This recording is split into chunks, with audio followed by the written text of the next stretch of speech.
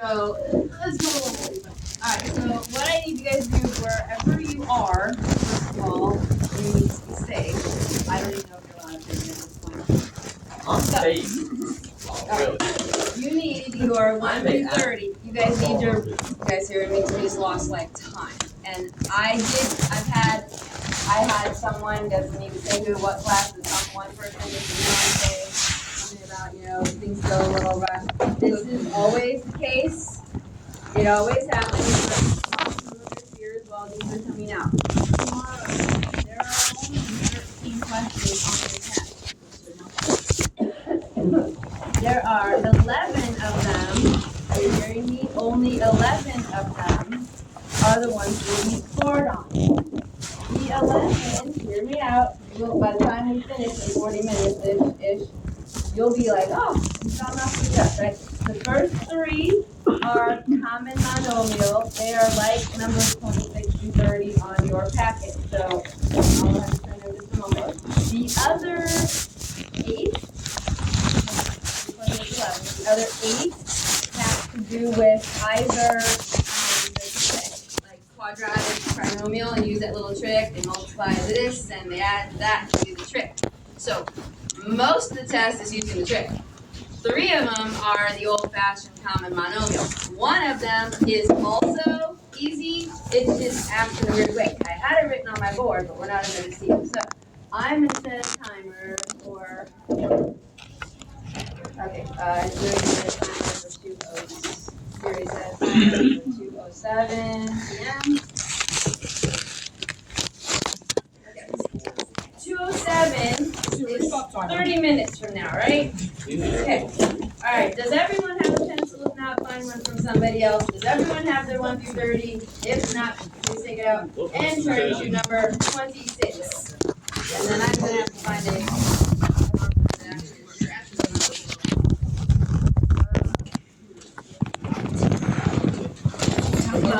That would be I'm having Okay. All right. Are you all at number 26? We should just have class out here every day, right? Yeah. All right. Here's what I want you to do next to numbers. Okay, focus. You gotta focus. So this is gonna be pointless. Tomorrow, I want you to write down on this the paper you're on right now. Go to number 26 through 30. It doesn't mean none of the others apply, but next to 26 through 30, please write down a little note next to them that says that these are like 1 through 3 on your test, so that when you're studying tonight, you can look at those, okay? Sort of out of breath, I'm trying. There you go. All right. I don't want to take my inhaler because it reaches my heart. Okay. Here we are. 26 says 2x.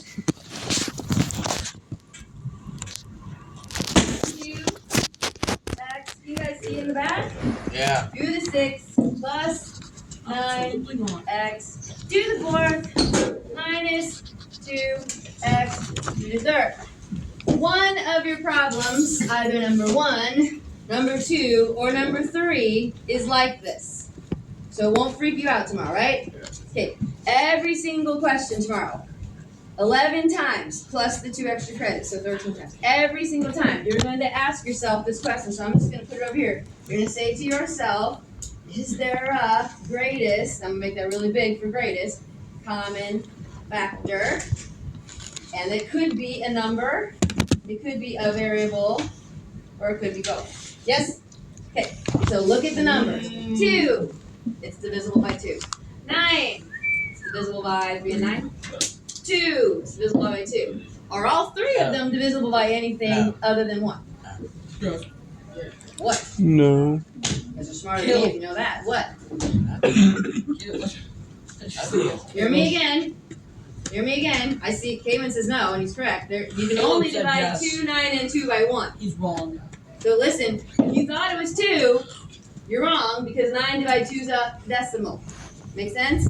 Now, the next question is there a variable that's common to all of us? Yes. What? Look, guys, we gotta get through a lot. There's an X in the first term. There's an X in the second. There's an X in the third. When we did our little trick of what do we factor out, was it the adult or the baby? Baby. Who's the baby? 6, 5, or 6, 4, 3. 3's the baby. So everybody should know that the only thing that you can factor out is X to the third. Okay? So I'm going to factor out X to the third. If you are one of those people who just go, can I put the 1 here? Yes, you can. But they're not going to write it on the test. Alright. What do I do next? I wrote that down. What else do I draw? Yes, you draw parentheses. How big should they be? They have to fit how many terms? 3 terms. So make them kind of big. Got it? Yeah. It's going well. Hayden said to email Hedges because apparently the kid belongs to Hedges. Yeah, this is repeated multiple times. Yep. But You- they don't ever write it up. You can take them in my room if It's you want okay. to. I think they're hanging out here fine. It's all right as long as they don't fall off. I appreciate it. Yeah.